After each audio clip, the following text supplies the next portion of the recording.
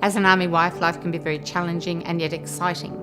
The biggest thing that affected me as a child growing up in a military family was the absence of a father figure. So he was in and out of our lives quite constantly.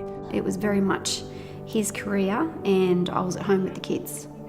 So for me, I kind of felt probably a bit abandoned in ways when he chose to go. Before Phil was deployed, we were very excited because it was exactly what he had trained for, and the excitement built up for him to finally go over and do his job was definitely there. Our husbands are deployed at any time. We have to be prepared for that. But after a couple of months, it turned to a lot of stress and a lot of worry because our friend Private Benjamin Ronaldo got killed in action. When he's gone, there's a very great chance that he wouldn't actually come back. I know for him wanting me to be happy with him going away, he was actually expecting me to be okay with him not coming back.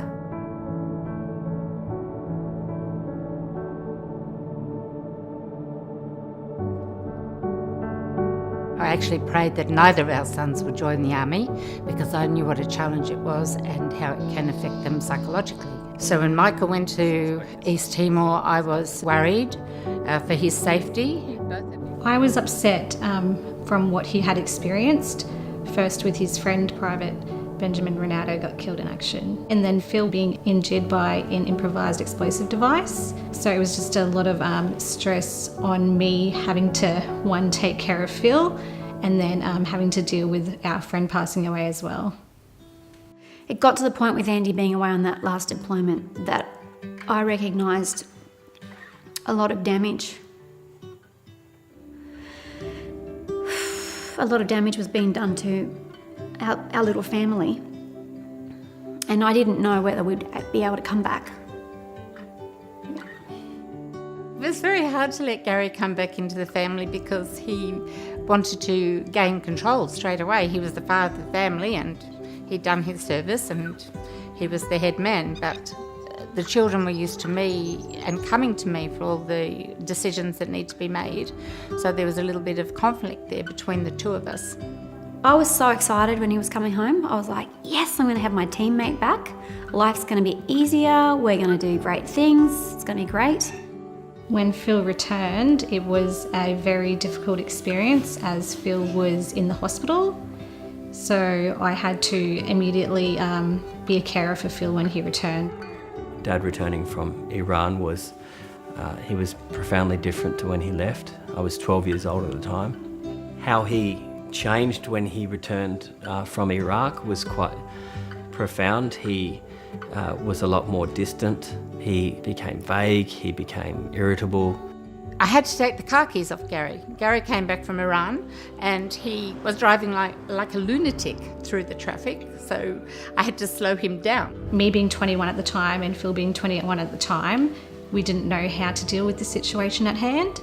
The Army gives you booklets and says, you know, what it's like when he comes home, and it's going to take him 3 months to kind of settle back into routine. But about 6 months in, I realised we were still walking on eggshells, and Andy was pretty much completely removed from the family, from our family. Phil found it hard to communicate with me, so he found it even harder to communicate to his family what he was going through. It's a real contradiction. On one hand, he is very busy, active, having to do things all the time. And on the other hand, he has to have space to be on his own. I felt he was actually trying to destroy and sabotage our family. He was really pushing me away, and the hardest thing for me though was to watch the disconnect between him and the kids.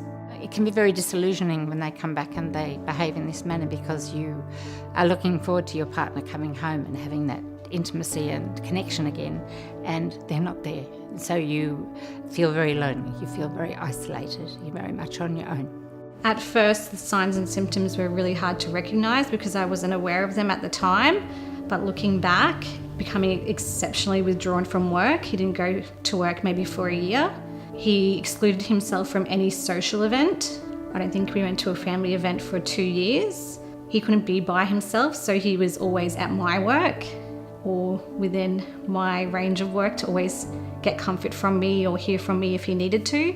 Also, drinking alcohol was a massive symptom. He was drinking heavily at the time. Not sleeping at night, being awake all night and sleeping all day was definitely another one. It was very difficult just to watch him go through it and not knowing what to do at the time. Most obvious symptoms of PTSD for me were the anger, the uncontrollable anger, and it was just outbursts of rage, really. Self-medication. I would see a lot of the drinking, like just ridiculous amounts of drinking. Probably the other thing too was nightmares. Andy would have these nightmares, and I think he would actually act them out. At one point, he picked up one of the kids and was like bandaging them in their sleep, thinking that they were, he was explaining to me, she's bleeding, I've got to stop this bleeding. And that for me became a real concern. But that was definitely, those three were definitely the most obvious. I didn't realise at first he had PTSD. It was unknown to me, but he was very isolated. He would isolate himself. He would close himself off in his room. He would be very angry. He was very irritable, couldn't focus on things. There were lots of little signs that let you know that, hey, this isn't the man who went away. And at first you think that's fine. It's just he's recovering from his trip. It's been under a lot of stress, but it goes on. I said to him, oh my gosh, you have to go and see someone because you are destroying us. You're destroying this family. You need to go and see someone because if you don't, I'm going to have to take the kids. I'm going to have to walk. This is failing. This has failed. And he actually went and saw a psychiatrist, and they actually diagnosed him with PTSD. And I remember feeling so much relief because he hadn't just become an absolute ratbag. There was actually a problem. So he is a very clever man, very intelligent, and he made sure that he went and saw somebody who could counsel him. And then we both became aware of what it was and saw counsellors. So, one, getting counselling and just understanding what PTSD was, and then how to get through it or be supportive to Phil at the same time. The key message is that there is a lot of support out there. I didn't know at the time that I could get help myself until Phil made me aware of it. We realised that we needed help. Gary saw counsellors.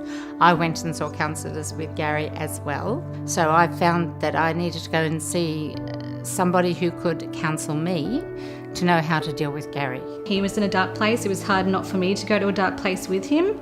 So at the time, I found it difficult to even know that I needed help as well. I think once I spoke about it more and went to counselling, it became easier for me to not only be supportive to Phil, but to understand what was going on myself. I think it's very important for you to know that you're actually not alone in this. There are lots of families and couples that are really struggling. And I think one of the hardest things to do is actually to reach out for help. That was definitely my experience. But there definitely is help out there, and you just have to ask for it. You've got to reach out and grab it. Your family does matter. You as the partner definitely matter. Your kids matter. It's very important to be kind to yourself. Look after yourself, nourish yourself, take time out for yourself. Have a girls' day away, have a girls' weekend away with friends. Enrich your own life so that you can help your husband to heal in his circumstances. I think it's easier now because Phil would tell me, whereas before he wasn't even aware of what he was going through. So it was difficult for even him to say, hey, I'm going through this, I need your help. So I think together, just the communication makes it a lot easier. PTSD, I could actually say that PTSD is the worst thing that's ever happened to us. But I would also say it's actually been the best thing to happen, because the hope that I saw in his eyes when he said to me, okay, I'm not going to give up. It was that hope that I thought, okay, if he's not giving up, I'm not giving up. I think my message for people is PTSD doesn't have to mean the end. I would just say don't give up. Don't give up on each other.